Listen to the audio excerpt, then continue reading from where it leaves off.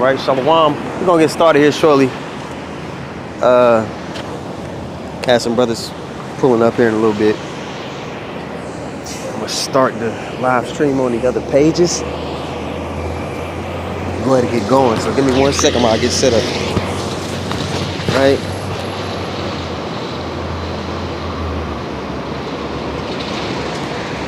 All right. Double check on my phone, make sure that I'm live actually. Let me see here.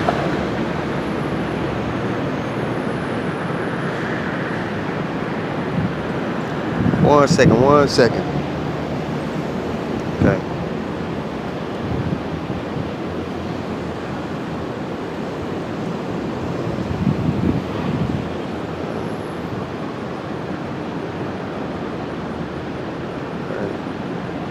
See here. That one. That's a cue. Alright. Okay, so I'm live on both.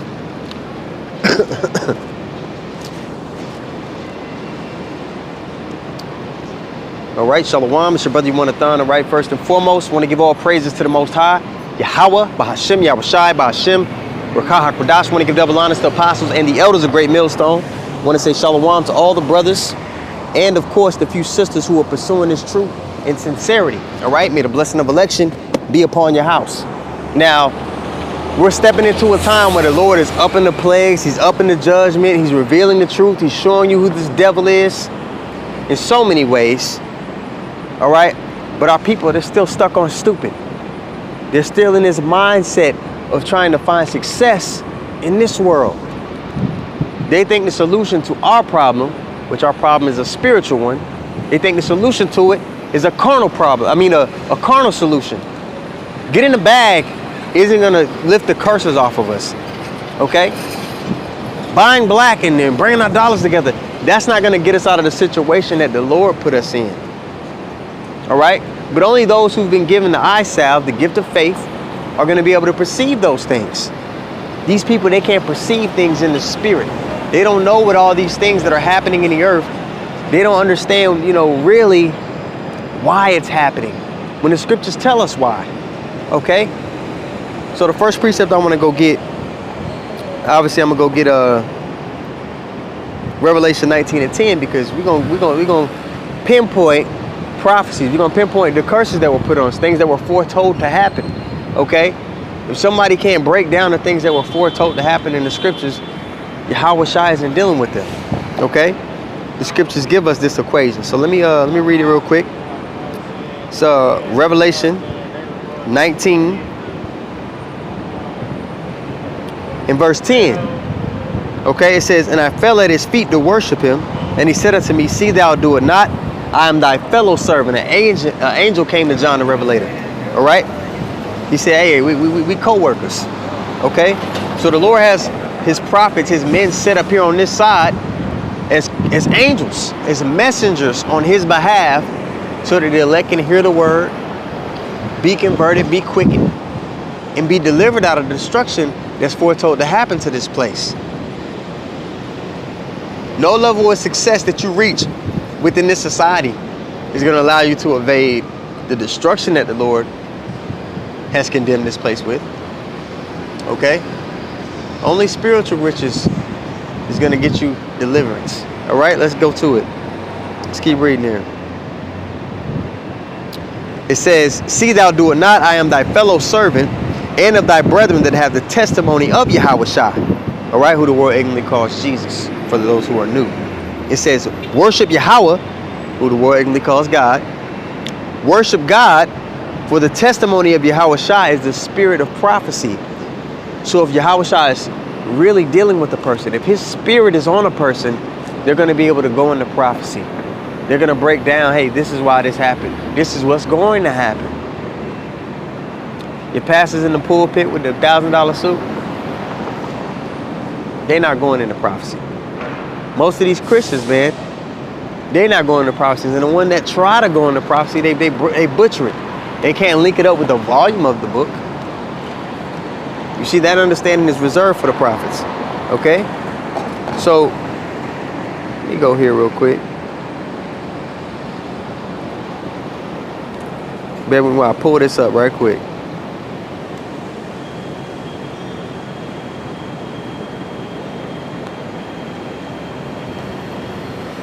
And Elder Yatzazak loves to make this point.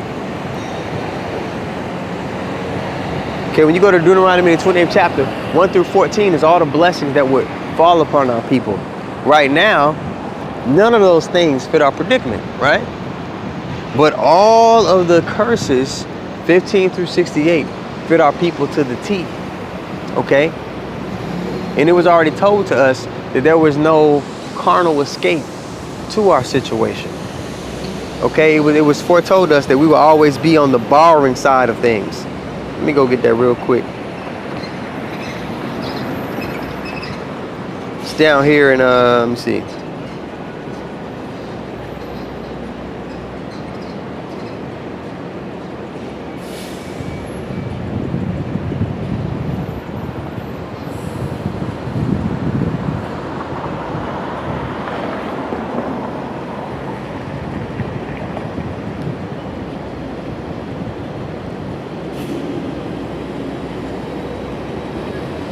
Yeah, here. I'm going to start at verse 43. Deuteronomy 28 and 43. It says, the stranger that is within thee shall get up above thee very high, and thou shalt come down very low. Meaning you're going to be at the bottom of society.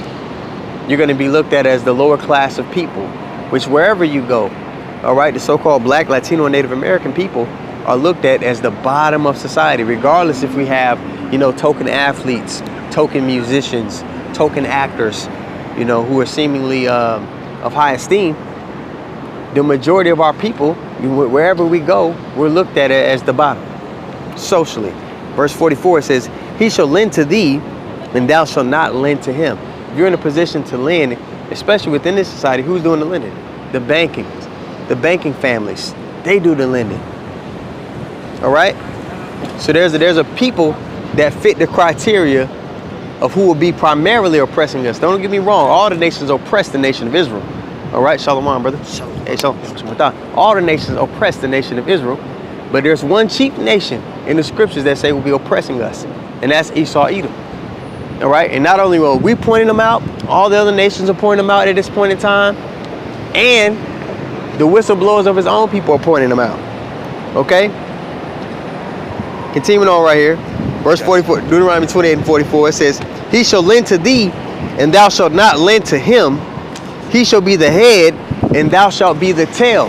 So it was put on our condition. It was a condition put on the nation of Israel that we will be at the bottom of society. And you can't overturn that with a carnal solution. Our people think there's a carnal solution to our spiritual problem. So that's why majority of them, they're going to pass on this side. They're going to perish. What the scriptures say, the people shall perish for their lack of knowledge. All right? Could you read that again, bro? Come. Deuteronomy 28, verse 44. He shall lend to thee, and thou shalt not lend to him. All right. So at this point in time, you know, I see that I put that video up of P. Diddy yesterday, where he was saying basically, man, y'all don't want to fight. We don't got no capital. We don't control none of the wealth. Da, da, da, da. Now let me tell you something. That nigga not concerned with our people. It's just that God is his money, and he don't want nobody over him. He wants the most money he could get because that gives him access to people and things. But a lot of our people have that mindset of they're going to fight back economically. The scriptures won't allow it. The Lord put those conditions on us to be a sign and a wonder to the end. The curses get lifted off of us upon the return of the Lord. So you can squirm and struggle all you want to. At the end of the day, the Lord put those conditions on us as a whole, as a bulk of a people. All right, in Revelation 22 and 3, it tells you, and then there should be no more curse. And that's upon the return of the Lord. So right now, what we ought to do is to seek righteousness, seek meekness, so that we may be hid in the day of the Lord's anger, like it talks about in Zephaniah 2 and 3. Okay, and be occupied in what? Prophecy. So that's a big identifier of who you should be learning from. The people you should be learning from are going to be going into prophecy. You got something, bro? Haggai 1 in verse 5. Now therefore thus said Yahweh of hosts, consider your ways. Ye have sown much and bring in little. Ye eat, but ye have not enough. Ye drink, but ye are not filled with drink. Ye are clothed. Ye clothe you, but there is none warm. Right. So there's nothing. There's no relief from the conditions that the Lord put on us, man. There's no carnal relief from it. Is what this is highlighting. A brother put in the chat, what's that dude, that white guy? He was like, I gotta pay. You gotta pay 20 people $200 a month. Right. You're subject to payments in this place. You're subject to payments to a point to where you're working just to exist. Right. You're not working to live. We're not living. You're working to exist here. Go ahead. You got more on that? And that earn the wages to put it into a bag with holes. All right. You live in paycheck to paycheck. Yep. You can't save. You can't build anything. You tell me we got to come together and build. And let me put it to you like this: every time our people did come together and try to build, the Lord allowed this devil to come through and tear that shit down. Right. Every time. Even contemporarily, y'all. Right. But you got these various celebrities that try to, buy certain assets that will make them money. Guys like Michael Jackson. You know, he had the catalog of various artists like the Beatles, and that was just one. You know, and so they came up against him. You had P. Diddy. He tried to buy Ciroc, which that's when all the allegations came out. Yep. Bill Cosby tried to buy I forget. I believe it was either NBC or CBS. It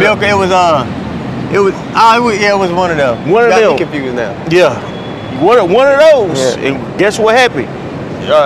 He was brought on charges that happened 50 years ago. Yeah, brought up on charges of sexual deviancy. Now let me tell you something. In Hollywood, for you to reach certain levels of success, you hear story after story after story. They want you to indulge in some kind of sexual deviancy, so that if you ever step out of line, they can throw that at you. And when you throw sexual deviancy at somebody, it's hard for anybody to look past it. Yeah. So in the public eye, nobody don't want to hear, he was trying to do this or that. It's the worst allegations to have on you. It's like, nigga, you nasty, shut up. You nasty, shut up. Yeah. So that's why he wants you to indulge in some kind of sexual deviancy, man. Yep. You know? We can even take it back to the 1900s during the Reconstruction era. You know, that's the era that was right after the Civil War. Well, what happened? You know, you had Jake that was, building businesses and things of that nature. You know, building cities. You know, cities like Tulsa, Oklahoma, so-called Black Wall Street. You know? And what happened?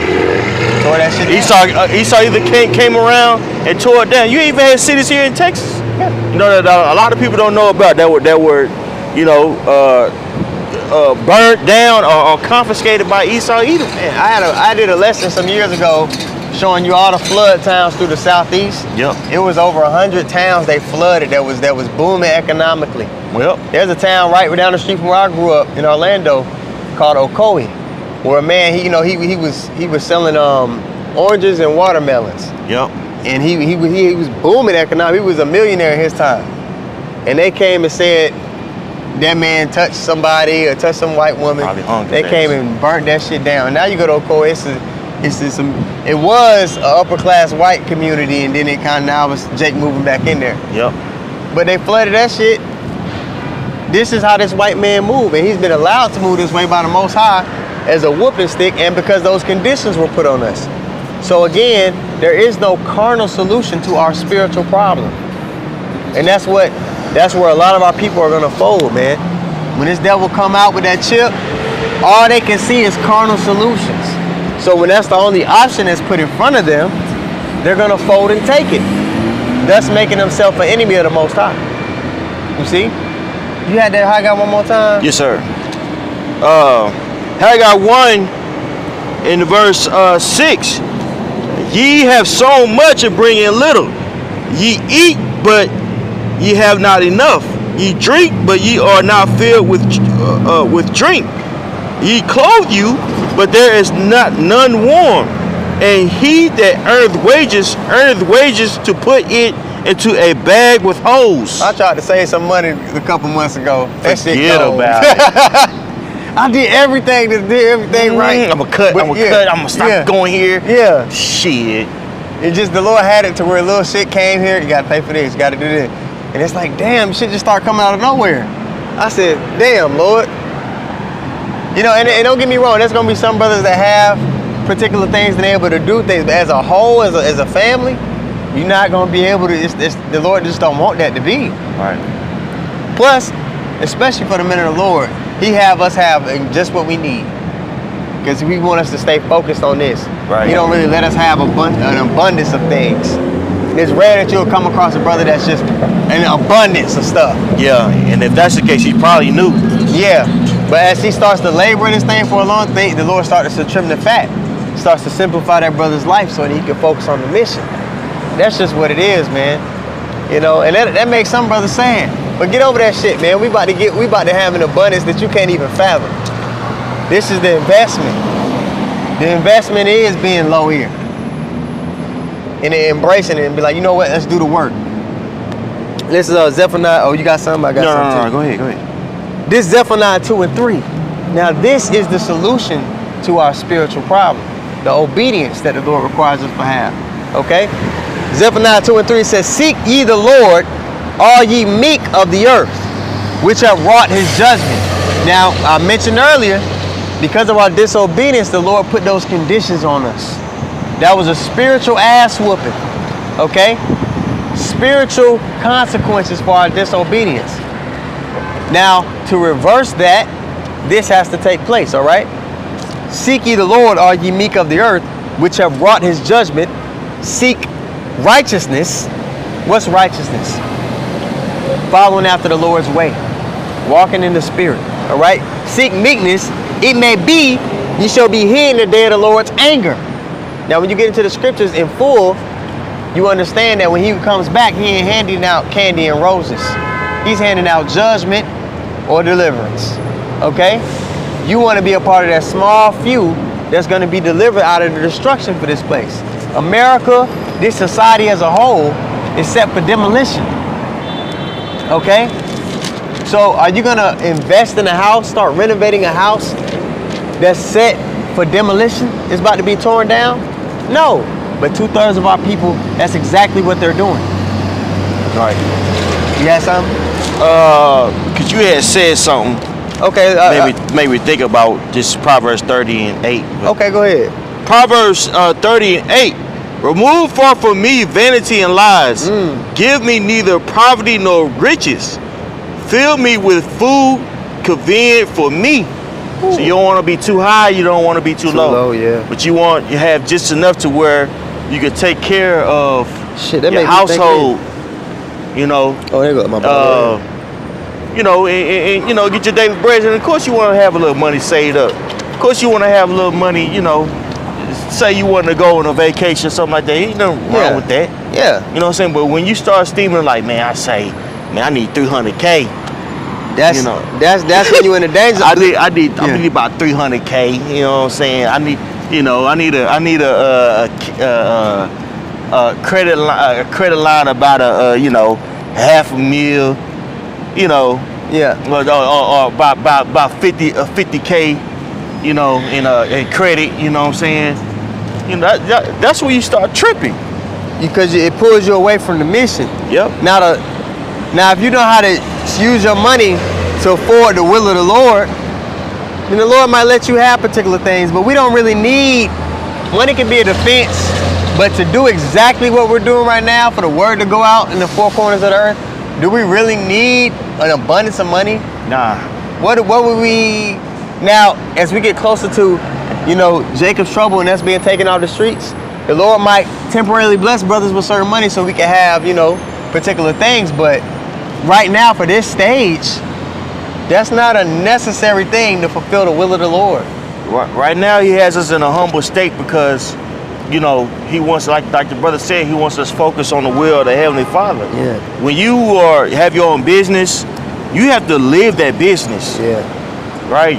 you're the most expensive person that you have to pay is employees. Yeah. So you're probably more than likely you're going to minimize how many people you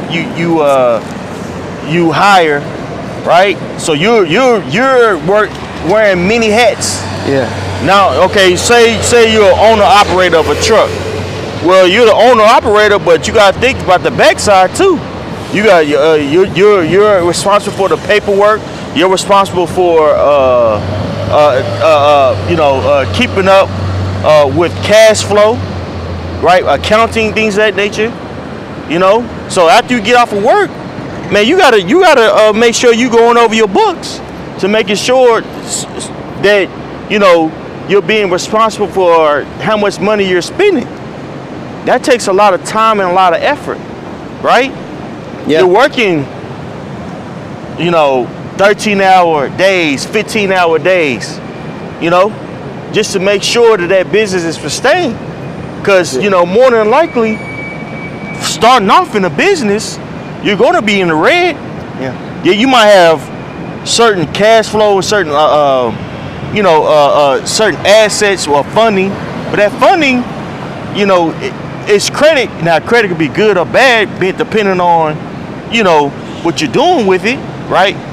Traditionally, we taught to use credit when we're down and out, but the rich, they use credit, when they're trying to make more money. So they create a term called cash flow. Well, even if you're doing it that way, bruh, that takes a lot of discipline and effort and thinking about that money. And how much time do you really got in a day here to do the work and to do that? And you mentioned the employees. You got employees, bro. You're responsible for them having a stream of income to feed their family. Right. So you really got to be all in, about that business. All in, bro. You can't be all about your business and all about the Lord's business. Right. You can't do both. It's gonna show, bro. Yeah. Trust me, bro. It's gonna show every time, man. We ain't talking like we novices in this arena, man. Yeah. We're talking from experience, bros.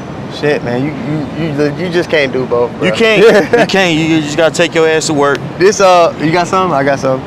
Go ahead. This Philippians 4:11, because a lot of people, they read verse 13, but they don't get the fullness of what it's talking about. God can do all things, right? Mm-hmm. This Philippians 4:11. It says, "Not that I speak in respect of want. Oh, I need 100. I need this. I want that.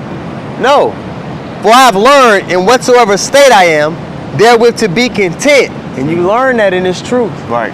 You learn to be grateful for your daily bread. Yep. I know both how to be abased, brought low, and I know how to be abound. Everywhere and in all things I am instructed both to be full and to be hungry, both to abound and to suffer need. Then it goes on to say, I can do all things through the Mashiach, which strengtheneth me. So you have these highs and lows in this truth. 1 year you might be on. Balling. Might be good. Balling. 10K in the account. Yeah. You know what I'm saying? You like say, bro, you looking hey, it's on me. It's on me. Get something to eat, man. Yeah. Man, you want you another beer? Get you another beer, man. It's gonna be it's on me, brother. Yep. Yeah. Then that next year you might be shade, brothers. Yeah, somebody, can help me out with that. Look, I need some. You know what I'm saying? But these highs and lows, that's what you have to go through this truth. And most people, they're not willing to go through that. They're not willing to go through these highs and lows. Look at these other camps, These other camps are centered around popularity. Yeah. And the reason why they want to be popular is because they want to attract more members. Yeah. More members equate to more money. Yeah. Especially if you have certain items you can sell to them. Say, for instance, fringes, shirts. You could give these people arbitrary titles to make them feel entitled. You know what I'm saying? You're a real nigga over 100. 100 goons. Like ISUPK. Yeah. Right? And they're doing that because it pleases the flesh. Yeah. Well, it talks about that in Second Peter's, the making merchandise of the congregation, loosely paraphrased. Yeah. You see? Yeah, man. So that's, hey, the whole thing about walking this walk is to separate from the flesh. You begin to realize your value comes from your usefulness to the Lord. So your spiritual assets. You understand? But a carnal person, they equate their value with the things they have. Huh? How much money they got? Yeah, they equate they value with the things that they have or the titles they have. I'm a real nigga over 100. Yeah. They equate their value with carnal things versus equating their value with their usefulness to the Lord. Right. And that's in the days to come, you're gonna have to make a decision what you hold valuable. Hey, Shalom. Hey, when you talk about Matthew the 6th chapter, it goes into those who have stored their riches up on this side and those who stored their riches up in the kingdom of heaven. So those who understand their value comes from the spiritual side of things, those are the people who are going to be able to weather this storm, and the Lord's going to be right there to pick them up when they fall. But those people that are invested in their possessions, they let their possessions possess them like Lot's wife, they're going to be left here and melted, as the scriptures say. I actually want to, if you don't got nothing. I got a little bit more than okay, this. cool. Proverbs. You get Matthew 6, let's actually read that real quick. Yes, Matthew 6, 19. Proverbs 30:8. Remove from me vanity and lies. Give me neither poverty nor riches. Feed me with food convenient for me, lest I be full and deny thee and say, who is Yahweh? Ooh. Or lest I be poor and steal and take the name of Yahweh, of the Lord, or the Most High in vain, right? So you want to be, you want to be too high to where you get pompous, and you want to be too low to where you out here doing some mischievous stuff and then asking the Lord for forgiveness. Yeah, man. And just have that happy medium. Look up the term happy medium, like the elder said. You never want to get too high or too low. Right. All right? You just want to do what you're supposed to do your job. Go home. And go home. Do your job. Just keep your head down and grind and do the work. And when you look up at the end, your reward will be there. But you got a lot of people, they want that pat on the back now. Okay? We don't get appreciated up front. Hey, Shalom. I feel like I say this damn near every week. The Lord didn't tell us we was going to get appreciated on the up front. Right. He told us we was going to get our appreciation on the back end. He said in the regeneration, you shall sit on 12 thrones judging the 12 tribes of Israel. You're going to receive 100-fold. Okay? Upon his return. But most people, they can't, they're not okay with that, brother. They want something now. Give me something now. You want to hit big, you got to be willing to take big risks. Right. Big investments. Right. When you make a big investment, it don't feel good on the front end. Nope. You nigga, what do you like? You ain't gonna see your return until like 3-4 years later. Delayed gratification. But to actually be all in with delayed gratification, that's an inner man thing. That's not an outer man thing. That's not a fleshly thing. The flesh wants stuff. That's why you got fast food. That's an outer man behavior to want things right now. But to be down with the Lord, you gotta be cool with delayed gratification. Right. Okay. You had that? The happy medium? Yeah, happy medium, yeah. This is I just Googled it. Happy medium, it says a satisfactory compromise. You want to get in Webster Dictionary? Yeah, you can get in Webster Dictionary, but a satisfactory compromise. We understand that we promised some big shit. The biggest gift you could ever think of is promised to us. But as for right now, we have this seemingly humble position as prophets in Babylon. Right. Okay? And you got to be okay with that. Happy medium, according to Merriam-Webster Dictionary online, it says a good choice or condition that avoids any extremes. Any extremes. I'm not finna sit here and be like, I'm chief high priest. No. I'm Brother Yuan. Okay? I'm here to do the Lord's work. All right. That's it. Right. You know? Or you ain't gonna be on the flip side, or conversely, you ain't gonna be just beating yourself up all the time. Yeah. Like, I just got too fast, so I gotta go harder. Yeah. You know. Happy medium. Just slow and steady wins the race. Y'all remember that nursery rhyme? Yep. Was that the turtle versus the rabbit? Yep, versus the hare. Yeah. Slow and steady wins the race, man. Every brother got their pace in which they're growing and developing. Okay? Just stay steady and keep pushing forward. All right? You had something? Yeah, I got okay. that. This is it was 9 and 19, right? Or 6 and 19. It's Matthew 6 and 19. Lay not up for yourselves treasure upon the earth. So we was mentioning investments. Okay? So we're investing on the spiritual side of things. And what does that look like in practice? I know I've been saying it a lot. It means you're giving your time to the Lord, reading, studying, doing the work, being an example of what Yahweh Shah was in the earth to the best of your ability. You're being a little version of him. That's how you deal with people and situations and everything that you do. You first ask yourself, how would the Lord deal with this situation? Right. And then you proceed. Right. Okay? That's what it looks like in practice. Go ahead. Right. Matthew 6 and 19. Lay not up for yourselves treasure upon the earth, where moth and rust does corrupt. Moth and rust does corrupt in here. Why? Because this place is allotted to destruction. Right. America, Babylon the Great, the so-called white man being in rulership. These are all temporary things. Okay?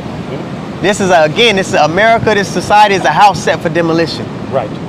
So you're not investing in this house that you know is going to be torn down. Right. That's stupid. Okay, you got it. You want to say something? Go ahead, too. I just wanted to say on top of that, that's why it's really important. The scriptures talk about striving for the masteries, right? And anything that you do, so something that you strive for, you're going to make that your priority, right? You know, so prioritize, because everything in this, you know, a lot of these jakes out here that are put in a certain position, they're striving for that corruptible crown. Ultimately, I know some bros may remember that video with Mike Tyson, where he had that interview with that dude and he was showing him all his belts. Mike Tyson took him out, he was just throwing all his belts on the floor, man. He's like, this is nothing to me, this is garbage. Why? Because he realized later that those are corruptible crowns, man. They don't mean anything. Because scripture talks about this place is soon getting ready to be dissolved. What manner of person are you to be in? Okay, you should be invested in the spirit. You should be invested in Yahweh Shem Yahweh Shah. All right? Because with that investment, not only comes riches, but it comes protection, comes sovereignty, glory, okay, and all those beautiful things that come with it. And it goes on to say, where rust does corrupt and where thieves break in and steal. Okay, so ultimately, like the priest is talking about, these things here have an expiration date, man. Okay? These things here will soon be dissolved, man. This place is going to be the biggest desert on the planet Earth. So what you're doing this time right now is the only thing that matters, man. Okay, and investing in this time right now, studying to show thyself approved. You got something, brother? Yeah, I got something. Luke 12, and I'm going to start at 15 in the NLT. Then he said, beware, guard against every kind of greed. Life is not measured by how much you own. Damn. Then he told them a story. I'm sorry, that just was exactly what we stated earlier when we said Jake equate their value with how much things they have. Right. Damn, that's right there in the scriptures, Should I read that again? Yeah. Luke 12 and 15 in the NLT. Then he said, beware, guard against every kind of greed. Life is not measured by how much you own. Then he told them a story. A rich man had a fertile farm that produced fine crops. Then he said to himself, what should I do?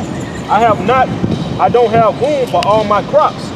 Then he said, I know, I'll tear down my barns and build bigger ones. Then I'll have room enough to store all my wheat and other goods. I'll sit back and say to myself, my friend, you have enough stored away for years to come. Now take it easy, eat, drink, and be merry. But the Most High said to him, you fool, you will die this very night. Then who will get everything you worked for? Verse 21, yes, a person is a fool to store up earthly wealth, but not have a rich relationship with the Most High.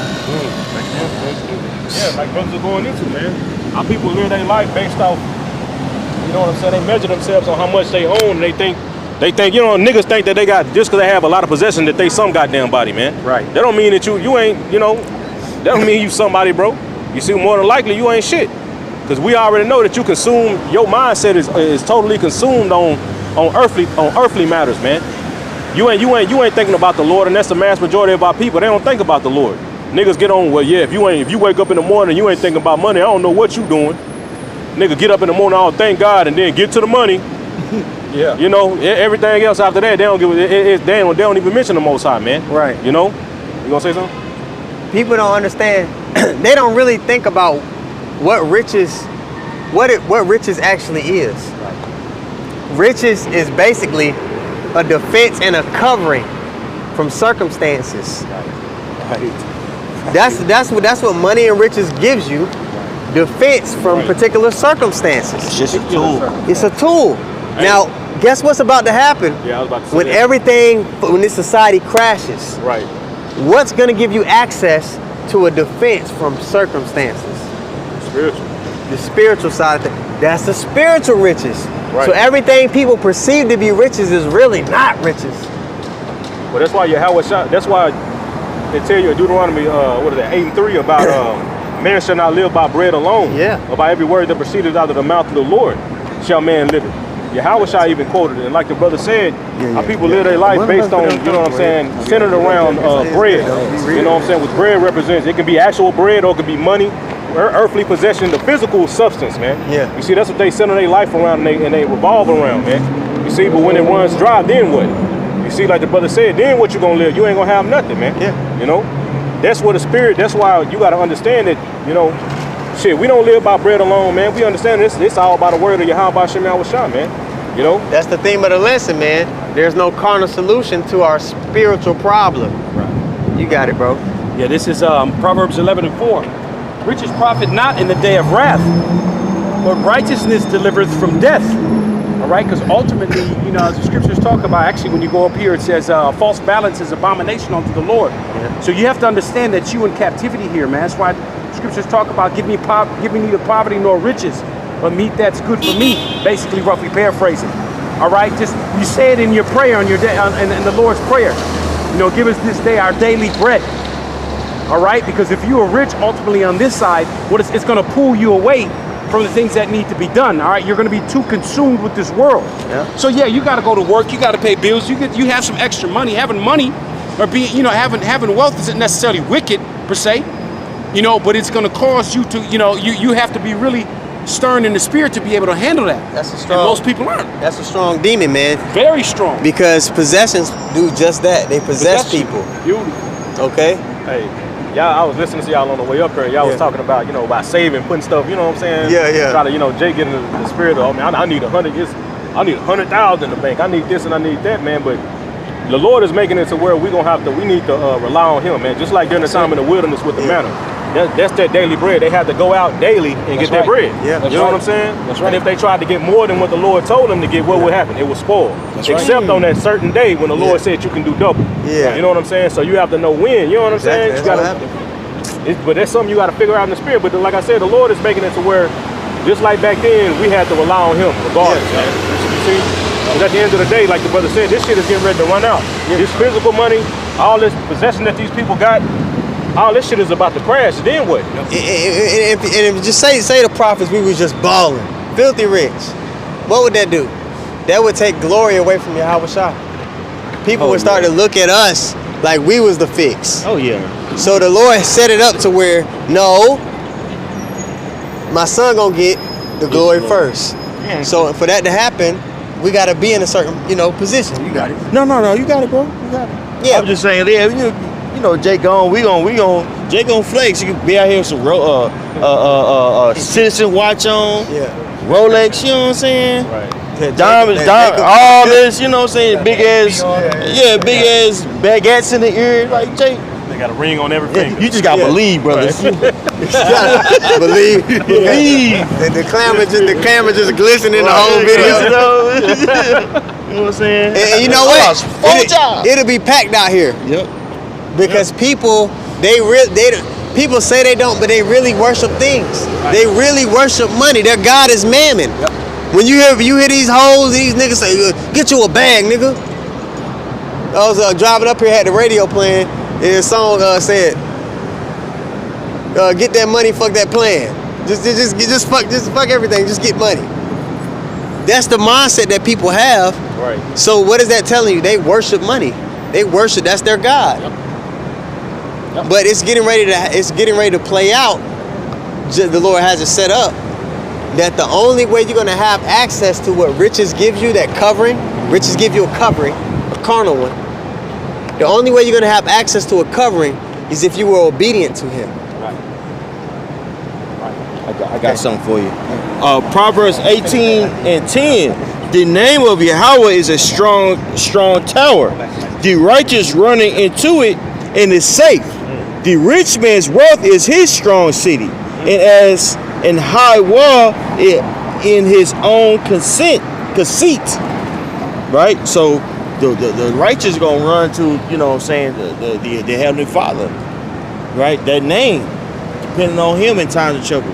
The rich man, he's gonna depend on that money. Yeah. Right. You know, and the Most High got us in a humble state because, you know, if we had a lot of things, it'd be hard to get those things up when in a time when we need to, bro. Gotta separate. Yeah, man. You know, if you had a nice estate out there, and you know what I'm saying, out there in the suburbs of you know, Dallas or Fort Worth, you know what I'm saying, in the state, that's when you got half an acre. You know, you ain't got to see your neighbors if you don't want to, bro. Right.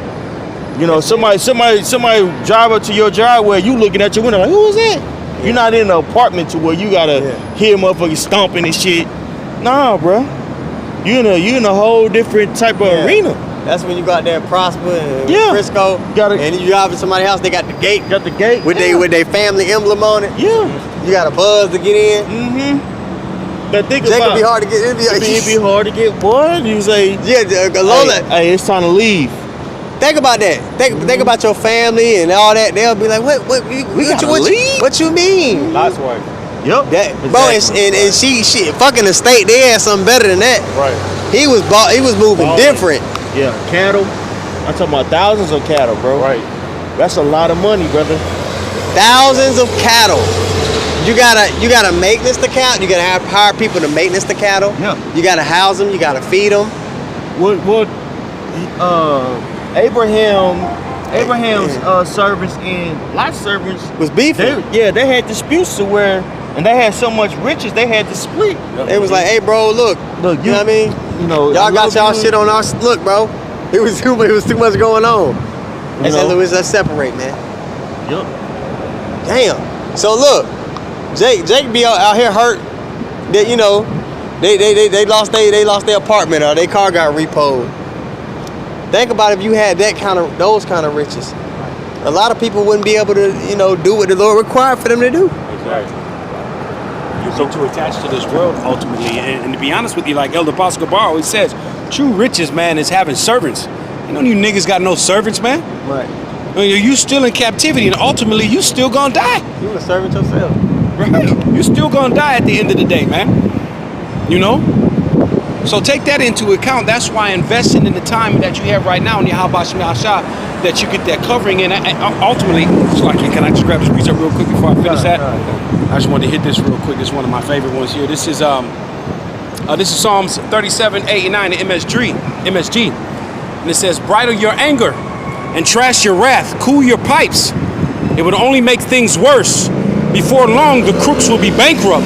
And Yahweh Shemi Asha's investors will own the store. Ooh, you see? That's hard, yeah. So ultimately, man, what the Lord's telling you, ultimately, what is it going into? Just being patient, man. Doing the work, being patient. You can see everything out here going to shit. Just be patient. We gonna own it all. That's it. 2nd Ezra 6, 54, 58 says what? This world was made for our sake. So just be patient, Jake. I can go back to that. But now I had some. Go ahead. This is Sirach chapter 5 and verse 1. I got you, baby. Okay, go. It says Sirach 5 and 1 in the GNT. It says, don't rely on money to make you independent. It says, don't think you have to have everything you want and then spend your energy trying to get it. That's what our people do. You know what I'm saying? Jake think money is the answer to all their problems. Bro. Right. You see, but look at these celebrities. They got money and them niggas are still through. That's not the solution to our nation's problem. Money is not the solution, man. Right. You see, it's these scriptures, man. Yahweh Shemi Awashai is the solution, man. That's what's gonna heal our nation, man. Like does say of the scriptures, man. You see? Hey, just like that one female, she's a Judite, but her family moved over to Russia in like the 1930s. And so she moved back over here with her mother and was raised here for a little bit, but then moved back to Russia. And so she was like, they made a documentary about her. It was called Black in the USSR, and so she was like, she moved over there like 5 years ago, and she's like, I feel so safe over here. I'm so happy over here. It's like she had a racist encounter here in the U.S., and so she moved over there, and to hear recently, which brothers did sit down on this, she ended up getting jumped by a couple basically over there in an apartment complex, and they throwing racist slurs at her and stuff like that. So all that moving away and trying to accumulate more money, it didn't work because the curse is going to follow you. Yeah, and the curses ain't in America. The curse is on you. Right. Yeah. You know what I mean? Jake think even you got this, hey, because brothers say it all the time, we wasn't in this truth, we probably wouldn't be in America. Oh, but it's not like the curses wouldn't follow us wherever we went. Yeah. We'll still be under the curses. Life probably will be a little bit better, but we'll still be under them goddamn curses, man. Yep. So the only solution, again, is Zephaniah 2 and 3. All right? But I wanted to finish that Matthew 6, and brothers ain't got nothing. I know you got some on No, that was it. That was it on it. Okay. This is Matthew 6. I'll start back up at 19. Lay not up for yourselves treasure upon the earth, where moth and rust does corrupt, and where thieves break through and steal. But lay up for yourselves treasure in heaven, where neither moth nor rust does corrupt. There's an investment that you can make that is impossible not to hit. There's an investment that you can make that's going to hit bigger than any other investment could ever hit, and it's guaranteed. But it takes a little bit of suffering. Patience. Same thing. Right. To get to it. Go ahead, bro. That's right. But lay up for yourselves treasure in the heavens, where neither moth nor rust does corrupt. Now, I'll say this. A lot of Jake will hear this message, and they're like, man, what about right now? What about right now, though? Right. That's the quest. That's the thought that'll come to their head, because they're still thinking like a mortal. Right. The men up here that you're looking at, we understand death isn't final. We understand there's really no such thing as a limited amount of time. There you go. Okay? So this is going to be like a faint dream once we're changed, right, and the Lord restores us. Right. So, hey, I sacrifice this life. Just a little for eternity? Man. Yeah. Jake can't think straight because they don't understand how the Lord operates. They don't understand life and death. So they cling on to what they can see. And the things that you can't see, like it says in Hebrews 11:1, are much more powerful than the things that you can't see. You got it. Proverbs 11:4. Riches profit not in the day of wrath. Yeah. But righteousness delivereth from death. So, okay, it's right there. It's telling you the real riches is giving your time to the Lord, investing in Him, because that's what gives you access to the covering. We broke down earlier what riches really is. Right. It just gives you access to a defense. Right. It gives you access to avoid particular consequences and scenarios that come with the world. But the Lord is getting ready to bring woes and plagues upon the earth.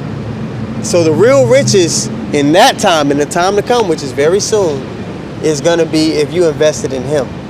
You see? If I may add to, just, when you look at, because the scriptures talk about uncertain riches. Okay, this USD is an exorbitant privilege or fiat currency, man. When you look at the things that happened in Venezuela a few years ago, they were taking their dollar bills and they were just plastering them on store windows, man, to cover the windows like curtains. All right, it wound up being nothing because it fluctuates. Okay, so the scriptures talks about riches fly away, man.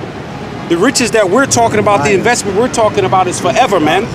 Appreciates forever, man. Okay? You got it. It's been like that in Venezuela for 15 plus years. Yeah. Just fucked up. Man. Yep. You know what I mean? I met a girl on a plane one time. She was from Venezuela. I was like, well, you ever go back? She said, I'll never go back. I said, damn, you ain't gonna never go back home? She was like, I just know it makes no sense for me to be there. Yep. You had some, bro?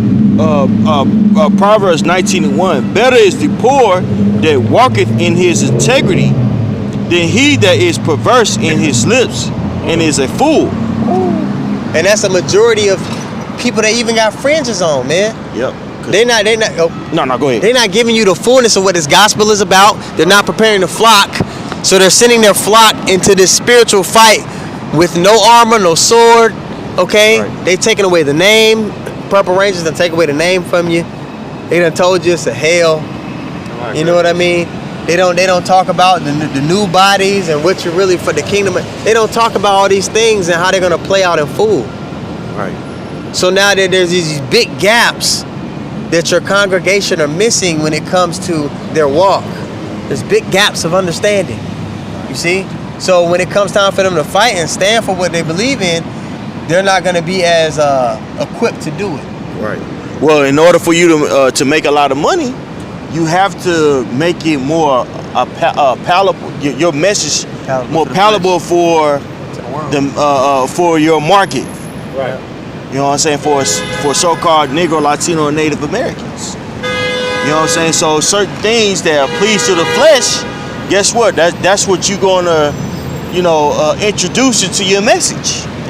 That's why you got ISUPK, you got the marching, they're doing the cadences and they call themselves the real niggas. That's the prison nigga. The nigga just got out of jail mark. Right, That's they niche. the hardcore, the Yeah. middle-aged hardcore nigga. Yeah. Nigga think he a street nigga. Yeah, I'm still young, I'm still old, but I fight mentality. Yeah. That's appealing to the flesh. You know what I'm saying? They put their value in their bravado. Right. And not in your Yahweh shop. You don't lose. You know what I'm saying? And they put themselves in a very compromising situation because they don't think what's going on with the northern tribe is going to affect them, but it will very soon. It's starting to even. You got the Haitians. I know down there in Florida. I can guarantee you. You got a lot of Haitians and a lot of them cats down there and Jamaicans. Levi. They get rounded up, man. Because down there, if we were down there, we would look like them. Yeah. They would make no difference, bro. I grew up in Little Haiti. Hey, Hey, and the Lord judging their ass too. Yep. Cause even the Haitians, they look at the American black, they look down at them too. They look at Jake. For those who don't know, a lot of Haitians, they look at Jake like you niggas ain't fight back. Yeah. Look at them as soft. They look at you like you niggas hoes. Yeah. They look down at you because they fought for their independence. Bro, I have a specific won it. situation. They won. that happened. They won. I ain't taking nothing from them, brother. They won it. I'm just saying that they got this disdain. So the Lord gonna humble all the tribes. Because all the tribes got something that they feel like, you know what I mean? But the Lord being to humble everybody. We know ourselves for sure. The only thing that gives us value is our connection with the Lord. Our connection with the husband. If we don't got that, we don't got nothing. If you don't got that mentality, the Lord ain't gonna be fucking with you. Go ahead. You about to say something? No, I was just gonna say when I was, from Florida, from Miami as well, and I was working down there in the hotels. I'll never forget it. They had this. He was Jamaican or Haitian one too, and he came through the door, man. He was just jeweled out, man, gold everywhere. And he stopped, and I'm a concierge by the door. Dude looked at me, and he was like, "It's like you American niggas ain't shit, man." And I was sitting there kind of like, "Damn." And that's exactly what he said. You weak. You guys didn't fight for your independence. You down here like slaves. Bro, cuss me the fuck out, bro. I didn't even know this dude, bro. My thing is this, like, nigga, your country is boo boo. You up here, nigga? You came up here. Why you here, nigga? You by Judah compromising. This is why you eating right now. Right. You know what I'm saying? That's how you know Judah's the head tribe, bro. Yeah. Judah is the head tribe because people resent Judah, but they cannot help but to emulate Judah, bro. They cannot help but everybody. Everybody. It's a disdain, envy, and admiration that they have for Judah. Judah's the head tribe, bro. Right. Right. And when you look at what, the islands down there, it's like, how really did they get their independence, man? Left hand means. Why do you think the Lord has been fucking them islands up down there, Haitian and Haiti and all that?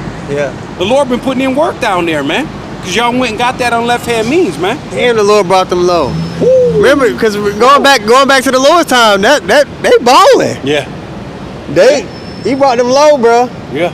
You know what I mean? But it's in the Northern Kingdom. But let me say this: they said in Chicago, in the Chicago camp, they said it hit the Northern Kingdom first, but it hit the Southern Kingdom worse. Yep. I said the same. We always the Southern Kingdom gonna get it the worst. Yep, they got the worst. You know, and then that's gonna play out again, man. Yep. Because the Esau know that if he could screw Judah over, then he got us. Yep. What's that? Jeremiah the 50th chapter. Mm-hmm. You know, he gives us all these wayward doctrines and stuff like that, so he could accuse us against the Lord. Yep. That's basically what he does. Yep. You know. Well, even with the Haitians, man, you gotta think. You know, they were able to win the independence against Leopold. Yeah. You know what I'm saying? Then around the time when America won their independence, but these various European countries didn't recognize them as a country. Couldn't trade. So they were they were barred from international trade. Yeah. Making them, you know what I'm saying, making them, you know, poor, on top of the fact that the French made them pay reparations even though they won the war. They was in debt. So they were in debt. Now how did they pay to the debt? They came. They did. They got loans from America. Yeah. Which they didn't pay off until the 1990s. Okay? Right. On top of various coups that were set up by those terrorists. Yeah. Because you have colorism is very bad in Haiti. Oh yeah. It's very bad in Haiti. Yes, somebody who's considered light skinned is considered white because most of the people who are so-called light skinned there, they're terrorists. Yeah. So the whole term mulatto, things of that nature, that was really coined there. You know what I'm saying? So to say all I have to say, you can get your independence, you can fight for independence, you can do all those things, but that curse is always gonna be there until your Howard Shah comes, man. That's right, Mom. That's right. So hey, all the mentalities that all the tribes got, the Lord gonna recompense that, man. The Lord gonna show you that you nothing without Him. He the one that gotta get the glory. He the one that's gonna be praised. You understand? All the tribes got some bullshit going on. The Issachar, clean the race phrase they got. I don't know how you say it in Spanish. What's that? They got a saying, they say clean la raza. They basically saying clean. No, he tell their daughters not to date niggas. It's a saying they got, and somebody on the comment board put it up. It's a saying they say in Spanish, mean clean the race. Maybe la raza. That's okay. The Dominicans, they look at Judah like, oh shit, man, I'm not you. Yeah, I know black. I know black. Start trying to sauce that shit off. Godfrey said, he try to dance that shit up. No, nigga, you a nigga. This white man look at you the same way he look at us. He look at the Ephraim the same way he look at us. Okay, he look at Asher the same way he look at us. Right. And now you see now what this devil is doing. Coming at the Northern Kingdom, you got Alligator, Alcatraz. You got these cargo ships that they're just filling the Northern Kingdom up, man, strapping them up. You know, I wanted some rock. You know, foot and ankle, like hog tied and tossing their ass off a cargo plane, man. Into the middle of the ocean, man. But you want to tell me that you ain't you're not Yasharala? See, this man's gonna let it be known, man, why you've been clinging on to this man, especially in Miami, which I will say a lot of them Venezuelans, because a lot of them down there look like Edomites until you kind of you listen to them talk, but you look at their shape, you can tell like, nah, but that blonde hair, blue eye, them Venezuelans down in Miami, man, you can't tell them they not no Edomites, man. Okay? Some of them are. Yeah, so, but we, and some of them are, that's true. But now we coming into this time now where now all things are being revealed, man. Okay, all these people that have came through here, you know, through the Bering Straits, all these different nations, Iranians and all these different ones, so why he getting out Issachar? Why he getting out the northern tribe only right now? You see? And best believe these cats and these cargoes and these Alcatraz, the Lord got you there because at one point or another, you heard this truth. Yeah. You heard this truth, man, and you scoffed at it, you know, waved the hand or whatever the case may be, and that's why your ass is there. Right. There's a substantial amount of Latino-only Israelites that say that the Israelites only are Latinos and natives, and that we're Canaanites. Man. You know, that gave them, that opened them up to the truth. You know what I'm saying? How Canaanites open you? Right. Right, and it's in a lot of these like the jailhouse and stuff like that. A lot of these gangs have like implemented it in their, I hate to say doctrine, but in their beliefs, doctrine. So the Mexicans in the prisons push that. Yeah, so a lot of them, they kind of know what's up. They kind of know what's up, man. It's going back to what the brother beautifully brought out. He calling us Hamites. Yep. Damn. Hey, but you know what? That's spiritual too, though, because the northern and southern kingdom always was. Yep. It's the same spirit, button heads again. Right. You know. Yep. That's why you see now a lot of Jakes didn't help them out. They would say, "Where the blacks at? Where the blacks at?" Well, that was the same thing when the Syrians came. Jake wasn't fucking with y'all, man. When the Syrians came and got y'all. Turned their eye. Yeah. But yeah, but now, okay, the Lord has the prophets coming out here with the fullness. Right. Breaking everything down for you Right. to repent, man. Right. This is the way to escape the attack that's getting ready to come. But you can't hear us because you're so attached to that fucking money. Right. All right, you got that precept, Zaquan? Sirach 13:23. When a rich man speaketh, every man holdeth his tongue. Everybody listen. Yep. Okay, fucking Nipsey Hussle get up and say some shit that we said. They'll act like this nigga said it first when it's in the scriptures. Tupac say some shit, people write that shit down in their book. They get it tatted on it. They get tatted on their chest. Thug life. God can judge me. Only God can judge me. That shit is nowhere in the scriptures. But people will take these sayings because people have carnal things, and they associate these people with success and wealth.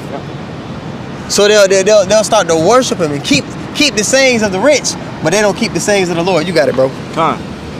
When a rich man speaketh, every man holdeth his tongue, and look, and he saith, they extol it to the clouds. But if the poor man speak, they say, what fellow is this? Who is this nigga? What you gonna tell me, nigga? Why I got on Jackson? Nigga, you drive a Honda. Right. Nigga, what you gonna tell me? That's why people come up here and they say, I got something to say. They'll never do that.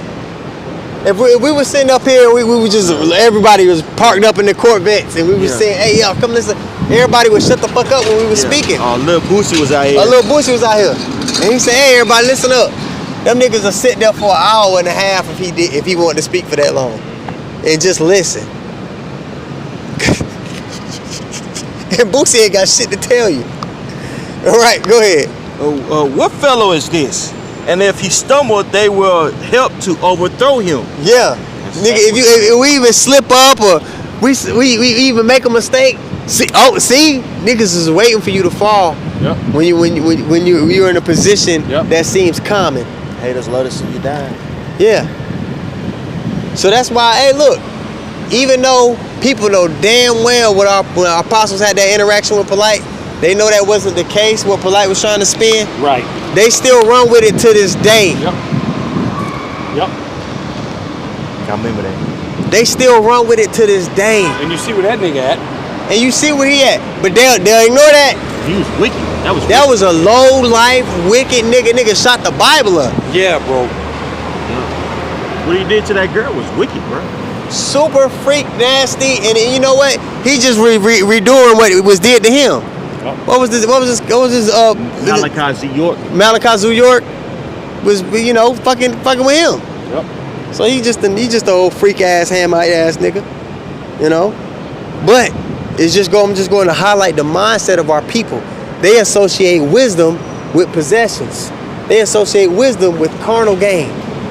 Gain isn't necessarily godliness. That's right. Gain in the spirit is. That's right. Okay, you got something? Yeah, Con. This is and just to land back off of what the precept the brother brought out, which is beautiful. The Lord deals with the lowly. And this 1 Corinthians 27 says, but Yahweh Bahashim Yahushua has chosen the foolish things of the world, and you can speak on it, brother, to confound the wise. So the Lord, even example, going back to David, he didn't pick the brother that necessarily looked the part, that passed the eye test. Right. He picked the brother whose spirit was powerful.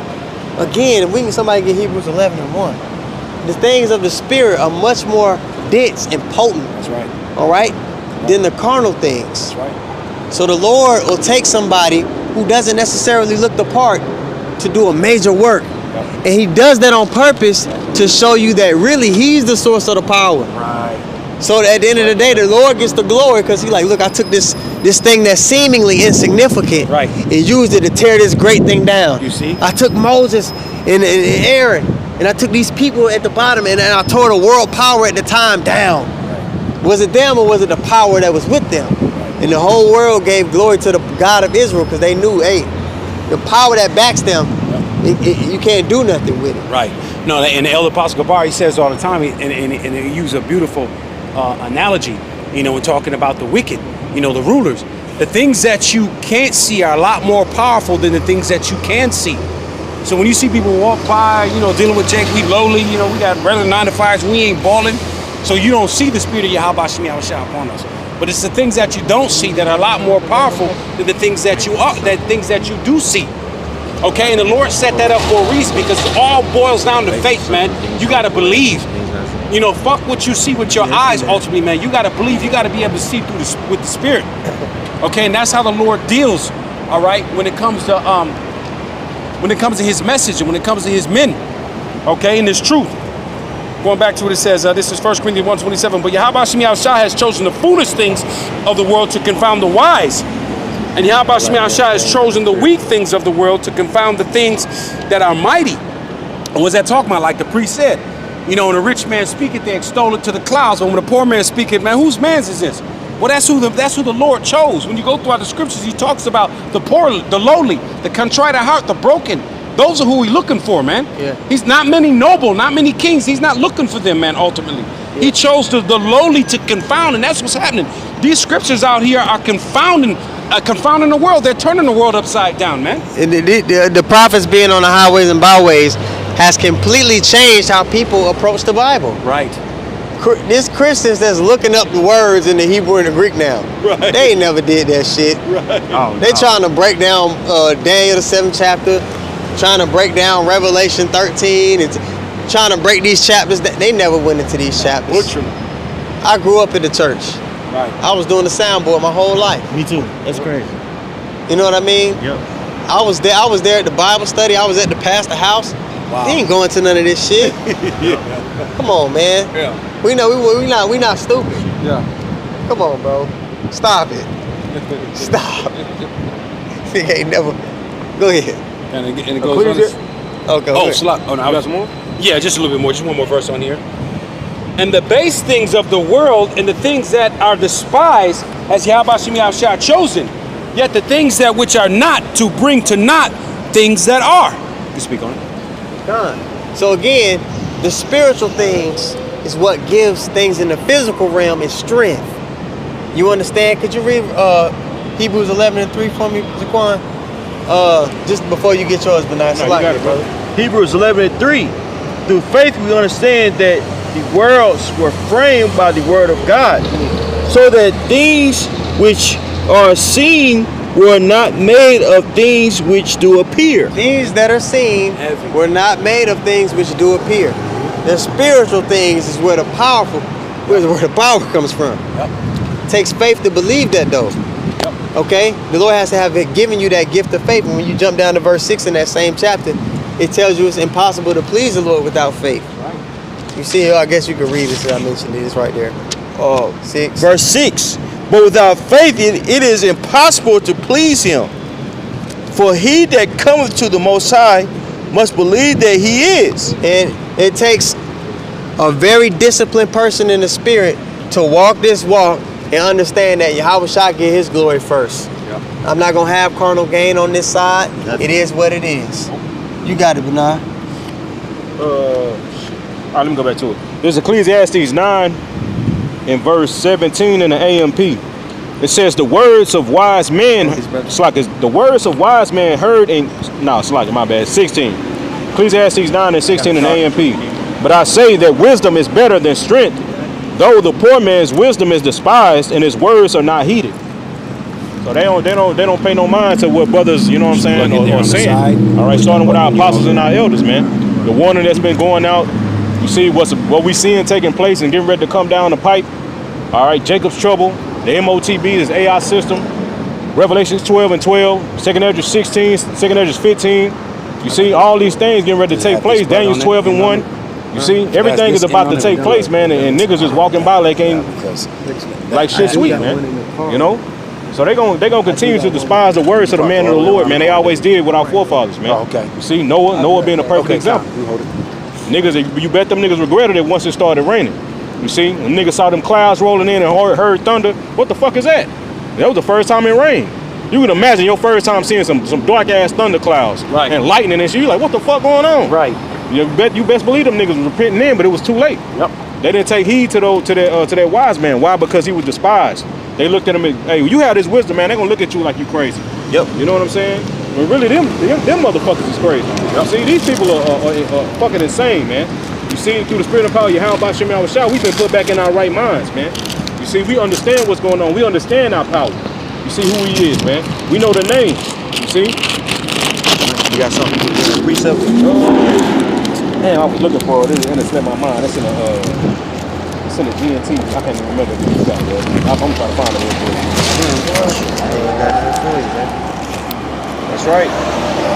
That's right. So when you tell the truth, you're gonna be contrary to these to the world. All right? Because our ways and our beliefs, you know, it's contrary to carnality. You can't receive this word if you're carnal. If you have a carnal lens or a carnal perspective, you know, because it seemingly looks like we're wasting our time out here. Right. You know what I'm saying? To somebody who's not spiritual. But really, this is the biggest investment of all time, bro. Right. Right? And it takes faith to believe in something that you can't see. Okay? You got something, bro? Yeah, Khan. This is just to back you up. This is Ephesians 2:8. I got it right here. That says, "For by grace are you saved through faith, and that not of yourselves." Here's the point: it is a gift of Yahweh Shem Yahushua. So we're coming into a time because you can ask the average Christian, the average person, and they all say the same thing. Oh yeah, I got faith. If someone gives you a gift, they've given you something that you don't have. Okay? They bestowed something upon you that you didn't have before. Okay, so it being a gift, and we're coming in that time. Okay, Revelations 13:10 talks about it. Okay, with that trial. Okay, so the Lord is getting ready to find out. Okay, who really has it? Well, the Lord already knows ultimately who has it and who doesn't. All right, but you're getting ready to find out because your faith is getting ready to be tested. When all these things start closing up out here, okay, as we see since Issachar's been moved out here, the food famine is getting ready to hit. Okay, all these things are really getting ready to go to shit, and so faith is going to be tested on a major scale out here. Okay, so but having this, having the spirit of Yahweh Shem Yahushua upon you, okay, because we show our faith by our works. Faith is an action word, hence the reason why his brothers are out here. People say, I have faith all day, but what are you doing to show that you got your faith? That's the question. Yeah, let's talk about that in James, right? That's right.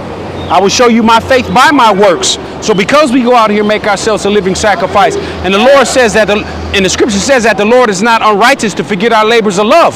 So in that time, what we're doing right now is going to matter in the times when Jacob troubles hit. Okay, something beautiful Elder Yatazat said, I remember a few months back. He's like, look, man, it could be where when Jacob trouble hit, bro, we can all be in the camp house, man, you know, eating and chilling and you know, having food and married while everything out here is going to shit. We don't know. We are going to be good. It may not look exactly like that. Right, but yeah. The scripture says servants going to eat and drink. That's it.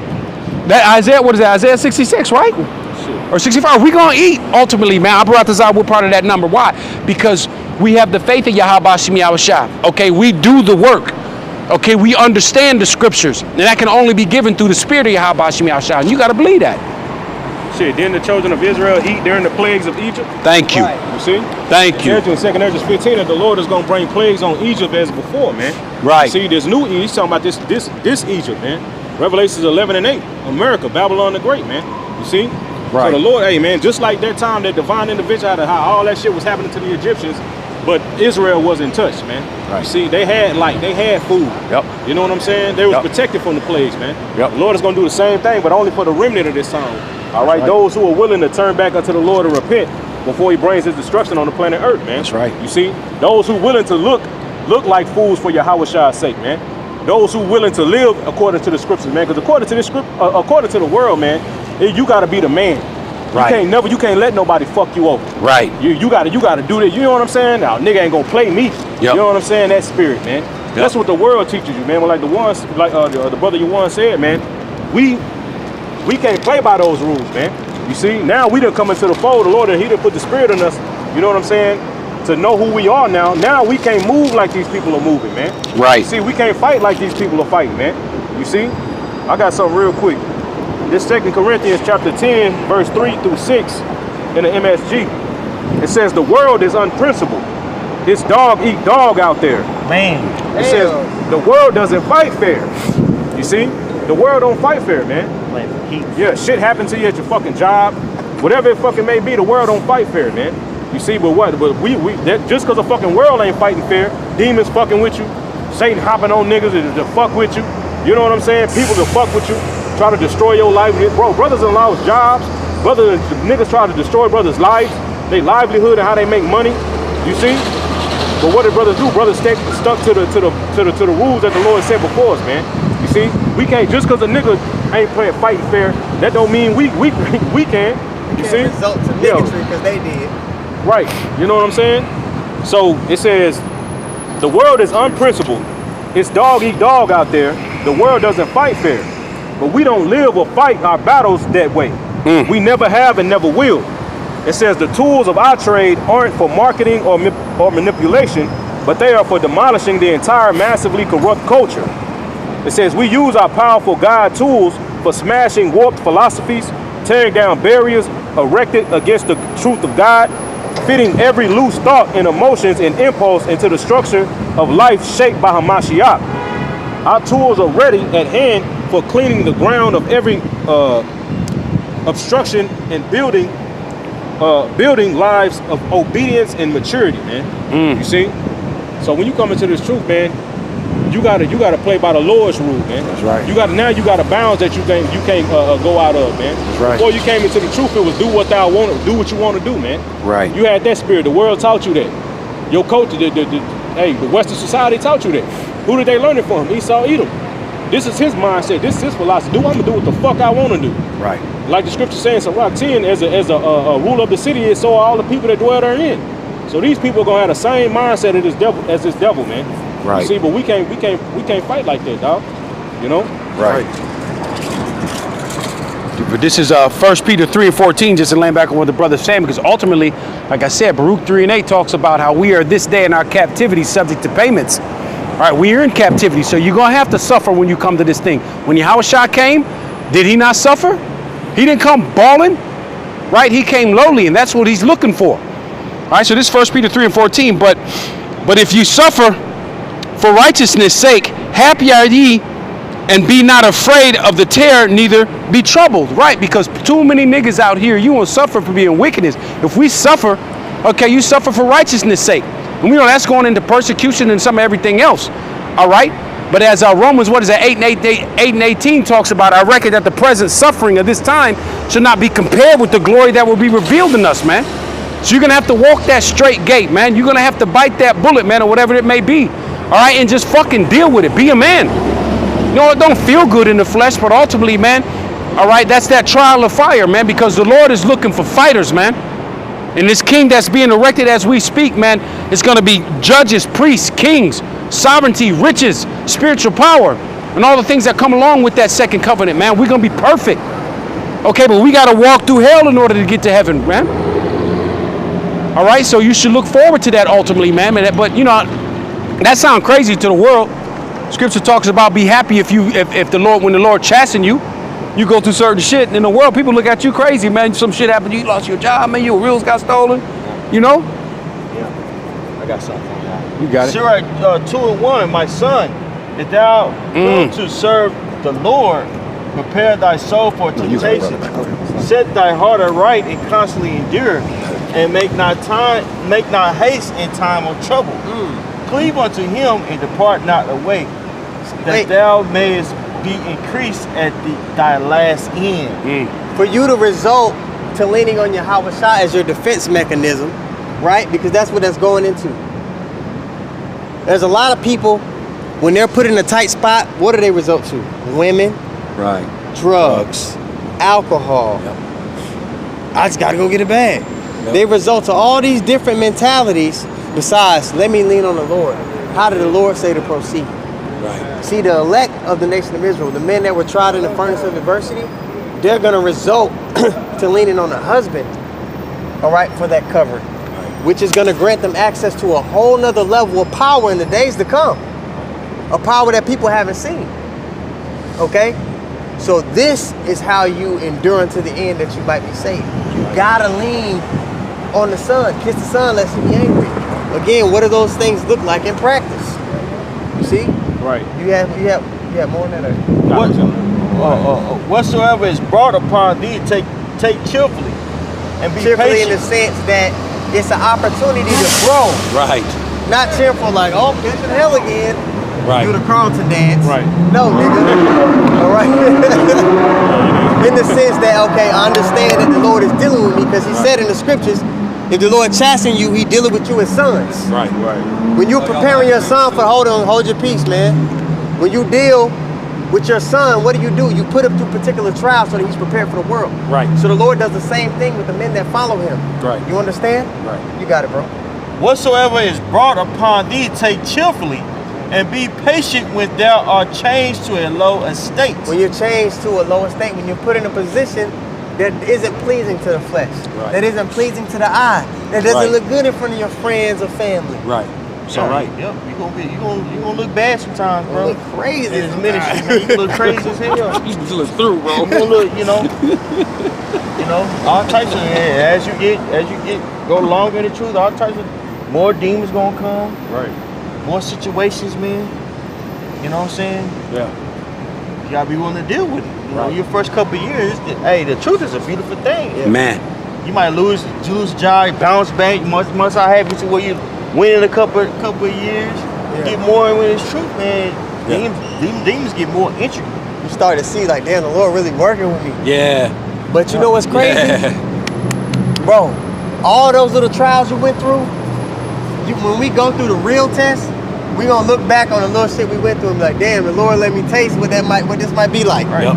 Because we getting to experience persecution Yep. at a level Man. that people of this generation at this time don't really know. Man. We getting ready to be lied on in a whole new way. Nobody ain't never been lied on to where they can put you on camera like you really did what they said you did. Right. And make it look real. Nobody ain't been lied on that way. It's always been what they said. No, they gonna be like, nigga, this you. On Yep. TV, this your voice. Yep. We're gonna be numbered with the transgressors. Yep. They're not gonna say, well, GMS don't really do what ISUPK does. No, they be like, oh, these are all black Hebrew Israelites and they all gotta be taken They out. might say we the worst. Yeah, that's what I was going to say. They're going to say we the worst. We the ones that's really the three. Yep. Oh yeah. Yep. They gonna make us out to be the worst. They Yep. still bringing up the elder that fell out years ago. They still got him. His videos queued up all the things he used to say. Yeah. And up top. I still got, don't think that other people ain't watching our videos. They got certain things that happened back in the past. They'll have it queued up. Oh, I know. You know what I'm saying? I know you're talking about. Yeah. Yeah, that. You know what I'm saying? He just go. Yeah, they had certain things man. queued up. Damn. And you're gonna have to be willing to go through it. And it don't feel good, bro. Yeah. You know what I'm saying? It don't feel good. Hey, because for the most part, Jake is peaceful people, man. Yeah. Right. Throughout the camps, and I can say this, Jake uses scriptures because we care about our reputation even in the world. Having a good name is a beautiful thing, bro. Sure. When that name is tarnished, that's a gut-wrenching feeling, bro. Right. Yeah, when your reputation is run through the mud. Yeah. Because on a level, even in the truth, brothers, we have a reputation amongst each other. Oh, this brother's studious. This brother, Right. he on point. Right. You know what I mean? That would hurt for your reputation to even be drugged through the mud amongst your brothers. Oh yeah. That'll hurt. You'll be like, damn. Yep.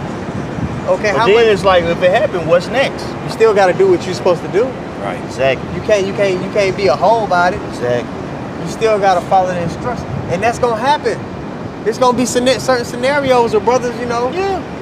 But you still gotta strive lawfully, man. That's right, brother. The Lord gonna make it right. You gotta trust that the Lord gonna make it right. That's right, brother. It's gonna be a lot of BBLs in the streets, just face Man. down.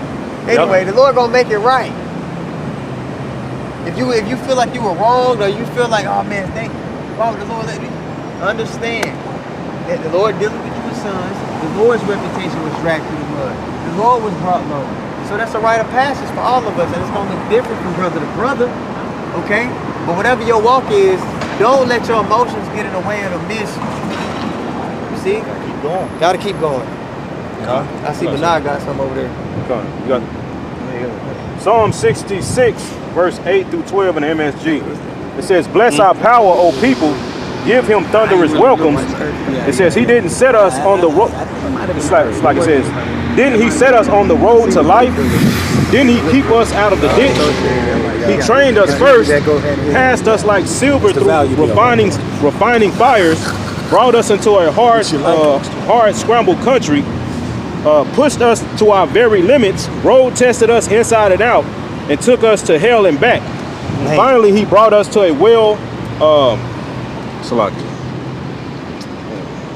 well-watered place. But the point is, man, how the Lord is gonna test you, man. He's gonna take you to your very limits, man. Yep. You see, he's gonna push you to your very limits, man. And it's all is a part of that fire, that refining fire, man. Oh, yeah. So ultimately to purge out those impurities, man. Right. Like the brother said, the shit don't feel good, but you gotta understand that. You gotta understand, man. That's why milk scriptures are important. You gotta understand that the Lord is in control. He ain't gonna put you through nothing you can't handle. You know what I'm saying? If the Lord got you in it, he wants you there. And he gonna take you out when he wants to. You know what I'm saying? And ultimately you gotta try to find a lesson in what the Lord is putting you through, man. Right. You see? That's why a lot of these Israelite camps, when this shit happens, man, or what our apostles been talking about, what brothers, our elders and bishops been talking about, what we talking about right now. You know what I'm saying? When all hell breaks loose, then we gonna see, you know what I'm saying, what it, like the elder said, what it do. If you really took this time period to truly root yourself in your how about Shimmy Al Shah, these other Israelite camps, they playing Israelites. Right. They playing Israelite. You know, they not truly about it. You see, and you can tell by the way what they teach their congregation, right? And how they moving in the community. You know, right. Passing like the elder Yatazak said yesterday, nigga passing out sandwiches and Gatorades. Right. You know what I'm saying? Plantain chips. Yeah, these righteous. These ain't lays, brother. You know, niggas tripping, dog. Yeah. What is that gonna do? You know what I'm saying? What are they ultimately? Are they teaching they congregation to lean on the Lord? Right. Or are they teaching them about earthly possessions and wealth, and we gonna do this and we gonna do that? Right. You got right. Trying to build back better, type bullshit. That shit ain't never worked, man. Like y'all said that earlier.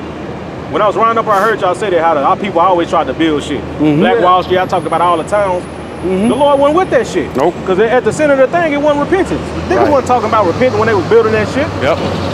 They were talking about further themselves. The Lord ain't with it, man. That's why the scripture say in the book of Psalms, if the Lord didn't build that house, they built it in vain, man. Roughly paraphrasing.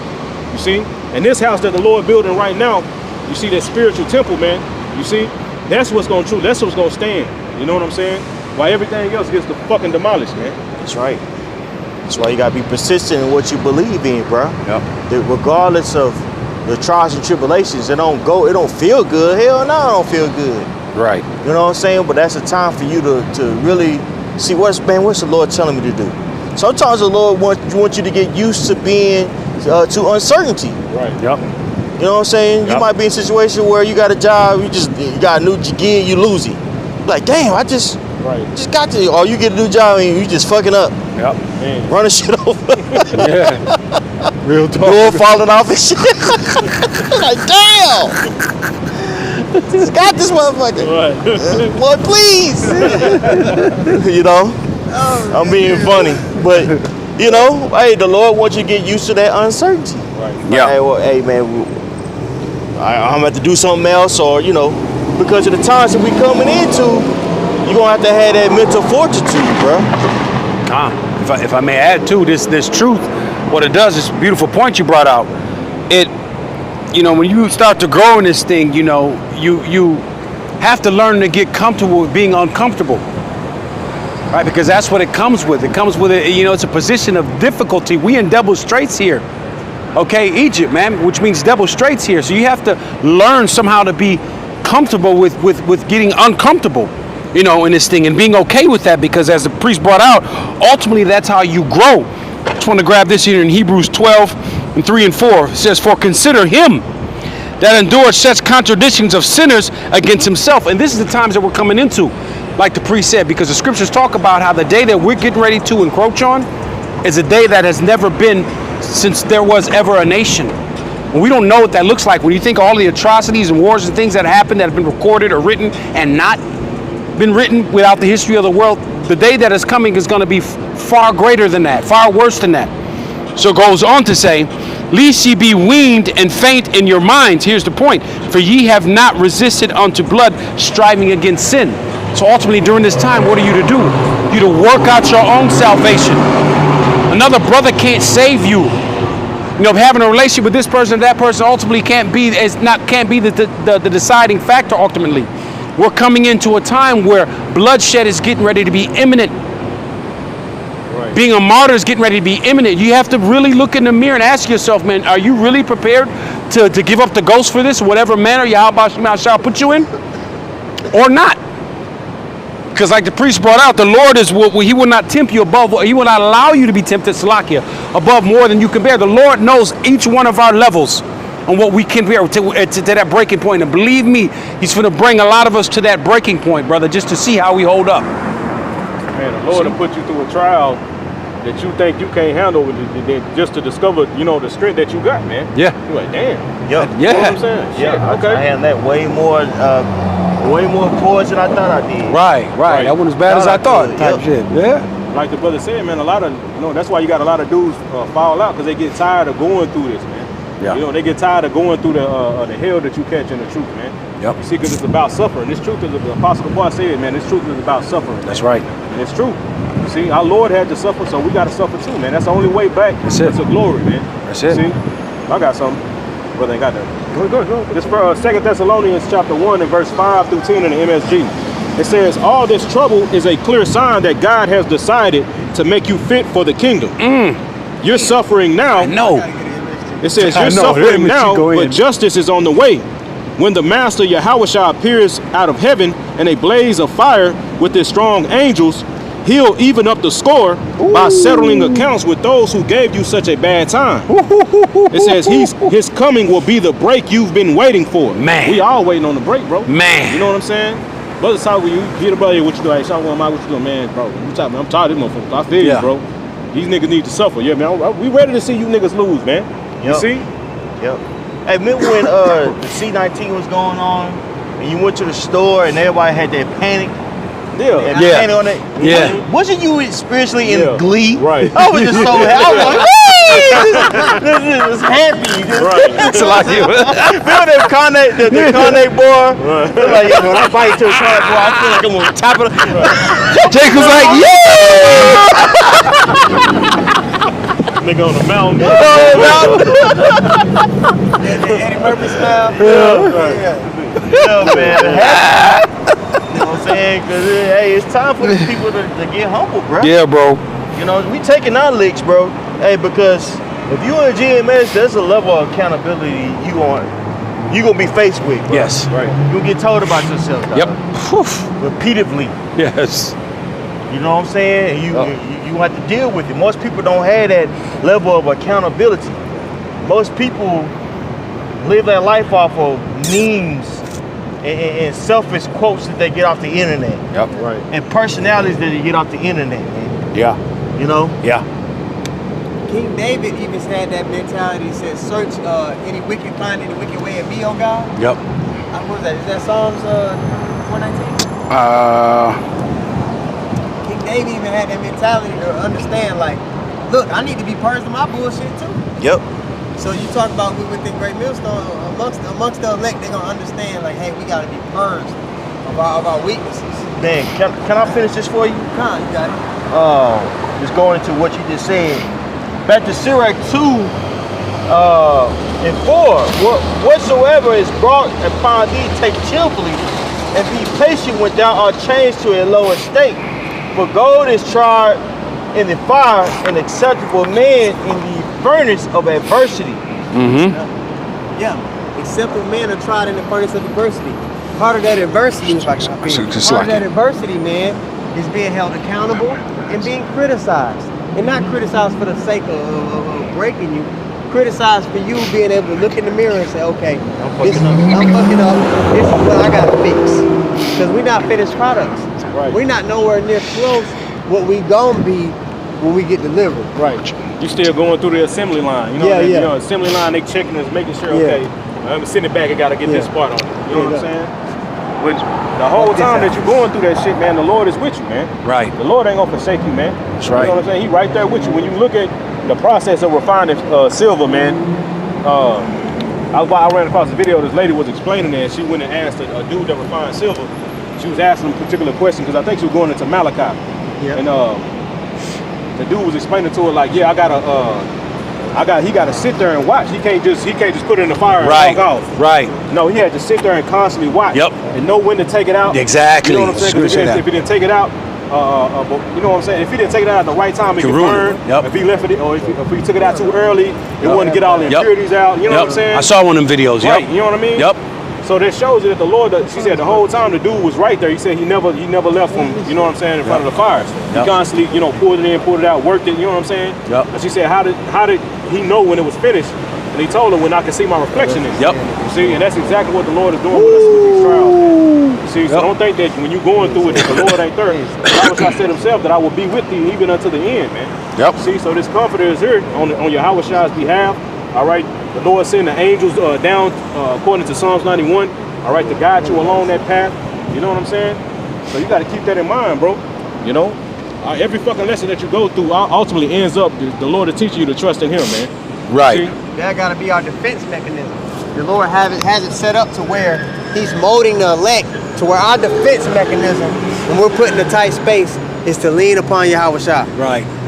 Okay, you're not gonna pass this test that's getting ready to unfold unless that is your defense mechanism. Right. And niggas gonna lean up on Egypt like it says in Isaiah, and it's gonna pierce their fucking ass through, man. Damn. You see? Yep. Well, if you lean on Yahweh Shai, that's sure. Yeah. You know what I'm saying? Yep. That's a sure rock right there. Right. That's right. That's right. So you know that's we're giving you the recipe, okay, on how to walk the path of somebody who is going to be delivered. Abarat is out, we're a part of that number. Exactly. Okay, we know the pathway, but we still got to follow suit, just like we're telling you to do. That's the key point. That's right. That's the key point. That's the key point right there. It's 9 o'clock, brothers. It's on y'all. You know. So Abarat is out. You got some out of the lesson. The theme of the lesson was there's no carnal solution to our spiritual problem. Right. So don't get caught up in the carnal shit, especially not right now. It's the fourth quarter. It's the last round. Yeah. Okay? Understand how you get the victory. And it's not by having stuff. Right. Okay? So Abarat Tazah, the lesson was edifying. I want to give all praises once more too. Yahweh, Ba'ashem, Yahweh Shai, Ba'ashem, Rakakadash. Double honors to apostles and elders of Great Millstone. Shalom to all the brothers and of course the few sisters pursuing this truth and sincerity. All right, may the blessing of election be upon your house. Shalom. Shalom.